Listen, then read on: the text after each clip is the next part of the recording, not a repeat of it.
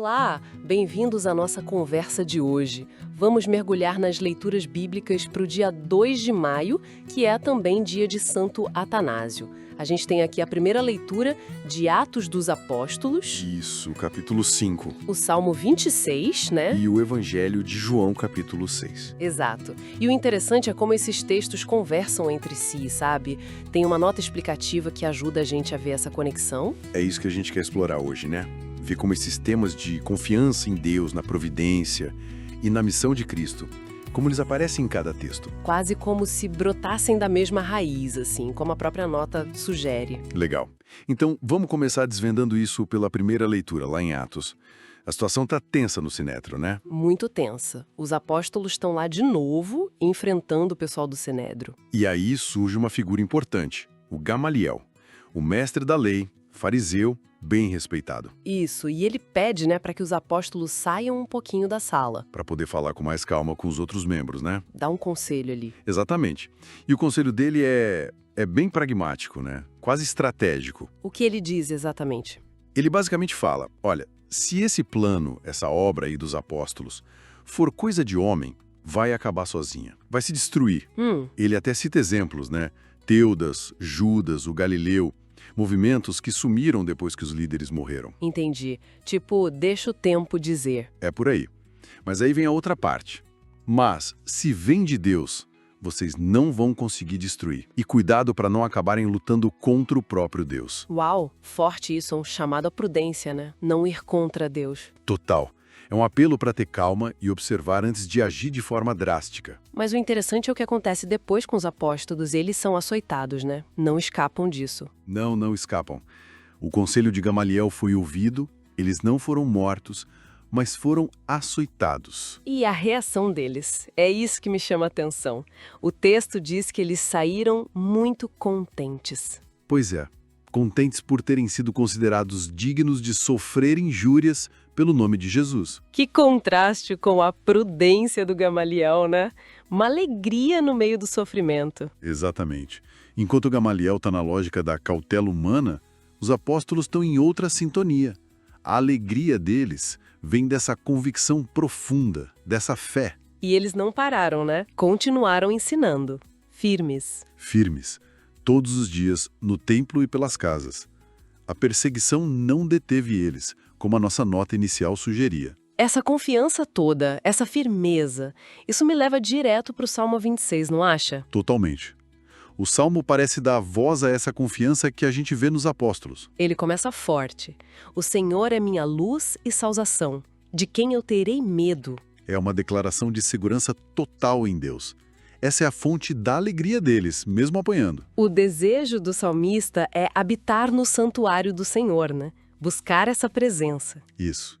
A verdadeira força, a verdadeira alegria não está na ausência de problema, mas nessa conexão com Deus, sabe? Independente do que está acontecendo fora. Faz todo sentido. E falando em Deus agindo, provendo, a gente vai para o Evangelho de João, capítulo 6, a multiplicação dos pães. Ah, sim. Uma passagem conhecidíssima. Jesus está lá, vê aquela multidão enorme, perto da Páscoa, e aí ele faz aquela pergunta para o Felipe, né? É uma pergunta meio para testar, né? Onde é que a gente vai comprar pão para essa gente toda comer? E o Felipe responde na lata, né? Com a lógica humana. 200 moedas de prata não iam dar nem para um pedacinho para cada um. Bem pragmático o Felipe. Ele vê o tamanho do problema. Mas aí vem o André. Isso, irmão de Pedro. E ele acha um menino. Um menino com 5 pães de cevada e 2 peixinhos. Quase nada para tanta gente. Exato. Uma oferta mínima, né? Mas Andrés apresenta sim mesmo. Tem um menino aqui. Mas o que é isso para tanta gente? E aí Jesus pega essa pequena oferta... Dá graças. Olha que importante esse gesto.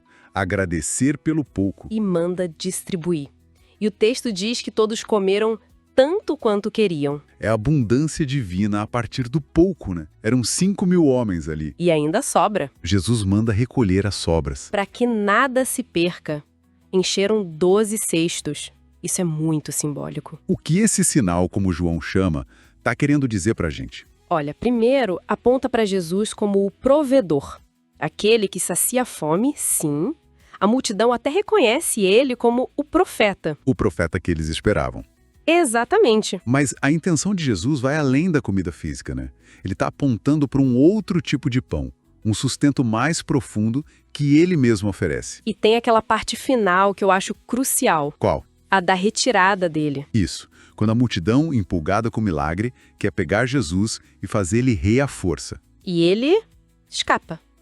Sobe pro monte sozinho. Ele recusa esse poder terreno, né? Totalmente. Mostra que o reino dele não é desse tipo. A missão dele é outra, é divina, ligada à vontade do Pai, não a um projeto político ou humano. Ele transforma o pouco em muito, mas não para ganhar poder aqui. Então, juntando tudo, a gente tem a perseverança dos apóstolos lá em Atos, que encontram alegria até no sofrimento pela missão, a confiança total do salmista em Deus como refúgio e luz, Exato. e no Evangelho, Jesus como esse provedor divino que multiplica o pouco, mas que recusa o poder fácil para seguir a missão do Pai. Perfeito. A conexão fica clara, né? Todos os textos, de um jeito ou de outro, falam sobre confiar em Deus, perseverar na fé, mesmo quando tudo parece difícil ou insuficiente. E sobre entregar o pouco que a gente tem nas mãos dele, né? Nossos pães e peixes. Isso, confiar que Ele pode fazer muito com o nosso pouco. A mensagem que une tudo é essa confiança radical na ação de Deus e na missão que Ele nos confia. Uma análise muito rica mesmo, conectando essas passagens. Sem dúvida. E sabe o que fica para a gente pensar, voltando lá para Atos? Diga. Aquela alegria dos apóstolos, serem considerados dignos de sofrer afrontas pelo nome.